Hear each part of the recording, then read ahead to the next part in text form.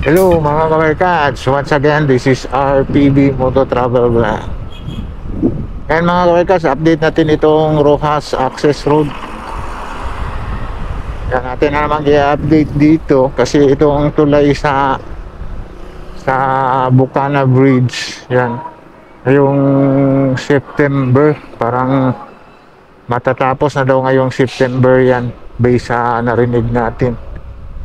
Yan, hope na matapos na din dito. Yan, kaya i-update natin itong Rojas Access Road kasi ito lang talaga yung sa pagka ngayon na daanan. Kung galing ka sa Bagua Playa, nadaanan na yung Times Beach. Ito na lang yung kung talaga na magagamit yung Bucana Bridge. Yan, dito sa Rojas Access Road, itong Rojas Rotonda. Yan, ito yung i-update natin. Yan, pumasok tayo dito sa looban. Ating titingnan dito kung kumusta na ba dito. Kasi may overpass daw gagawin dito. Magkatotoo, itong kalsada na ito,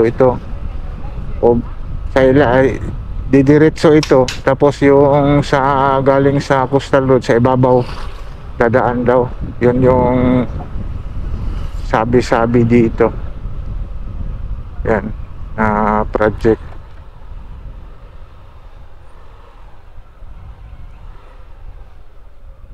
Ito na yung kwan dito.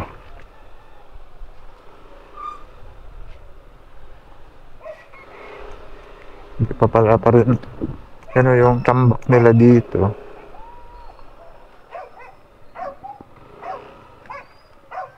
Hindi pa rin na bayaran si tatay. Oh, dito pa rin si tatay. Yan.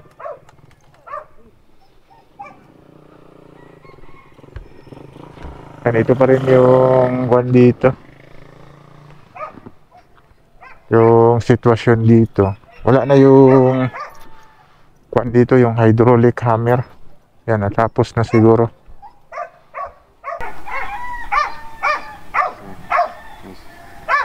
Ito na yung dito na sitwasyon. Yan. Itong box culvert, hindi pa na tuloy-tuloy. Pero may kuha na dito sa hydraulic. Andang, umana, kuha na rin? Pokpok? Umana? Nadukdukan nila? Oo, ayun dito. Oo. Eh, para dukul dahil para pang-ana sa overpass. overpass. Kaya kaning taasan ni mo ni ibabaw ni no. Babaw. Nodang kaning diri ilalom. Oo. Mo ning kalsada ha. Human na sila. Mana ang kanin ng diriyo, wala mo gulo na bayaran. Ah. Ano dugay? Ano ba nabayari? Komplikado mo ilang Ha?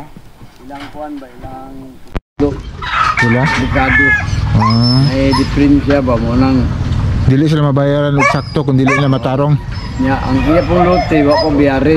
Komplikado gani ipa kuan pa. Mo ni ang box culvert diri no? Oo. Ang dito daw sa Davao River September humana daw dito. Ito. Pero ang kanang istorya andiya may unahon para maagian. Samantala kung maulahin ni diri, okay ra? Tungod niyo. Tungod diri ang sitwasyon. Kani mao ni pantak niya kaning dagko nga kuan. Lagi, may pangtusok lagi. Diya para igo dito, split ani nga mga adri wa daw. Yun uli nang kuano, wala nang kuano. Wala na. Kani dili man di pantak. So, dito yan to. Wala igo na yang kuan. Kani mo kay tama naman is kanal no? Ako lang iguan, palayo na ko daan eh. Igo na mas kanal. Akong gid tahak na daan. Kani igo din kay no kani? Pero iyang ko no. Igo na. Kaya kaya pala yung saktuhi. Sa ato pa diri pikas agiro na ni. Kana, pwede na deha. Mo ni ho. Umano ni nila no? Diya daw ilang unahon para inikuan rong ang ilang perspective nila kay karong November, December, nagyan. Lagi kay September lagi daw na diya. Umanon. Diya mana? September daw, umanon September. Diri mga November, December magyaran na. Kuan po. Andiri lang maulan. Diri sa unahon ning overpass diri. Diri sa ano na para magian lang. Lagi. Maskin 2 lanes lang diri oh. Oo. Ana gyud. May makuanan. Diwas. Sorry ako dito. Malinaw na yung mga viewers Yan mga kaworkers. Sabi ni tatay, sito ni si tatay na yan, ang gagawin talaga dito is overpass. Yan. Kasi kung makikita niyo sa video natin is mataas yan dyan, no? Ang taas ng tambak nila dyan papunta ng Ruas Rotonda. Dito is mababa. Kaya pala may overpass kasi may kalsada dito eh. Yan, no? Yung kalsada dito is dito sa ilalim. Yung box culvert as is lang itong box culvert. Yan, box culvert, gagawin dito ang box culvert kasi may mga piluti na daw binaon dyan, no? Yan, kung kasi hindi pa daw ito nabayaran, ito hindi makatuloy itong box culvert nila dito, kaya unahin daw dito na side. Yan, tatapusin dito na side papunta doon para kung makuha na yung Davao River Bridge, yan yun sa Bukana matapos. Ngayong sabi ni tatay is mga December daw sana, November, kasi September ang target matapos yun doon eh. Pwede na dadaan dito na side muna ang gagamitin itong, kasi 4 lanes ito eh. Ang gagamitin is ito lang, 2 lanes siguro ang gagamitin dito. Ang garis magtatrabaho dito para magamit lang yan, kasi yan, oh, naka-ready ng tambak dito na side. Dito na side is kompleto na eh. Dito na side papunta doon kompleto na ito. Ito na lang kulang para mag-connect dyan.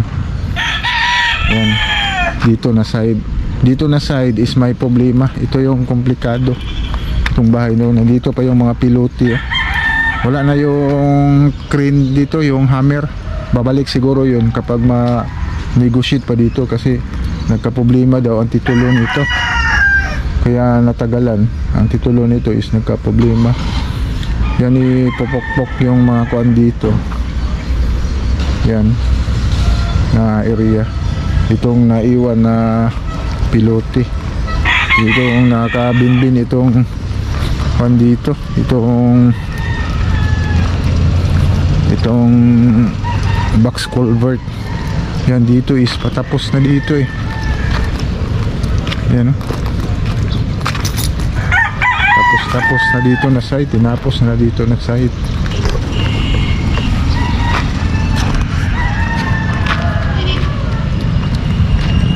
Yan, kaya mga barkads, yan, update lang natin dito na area.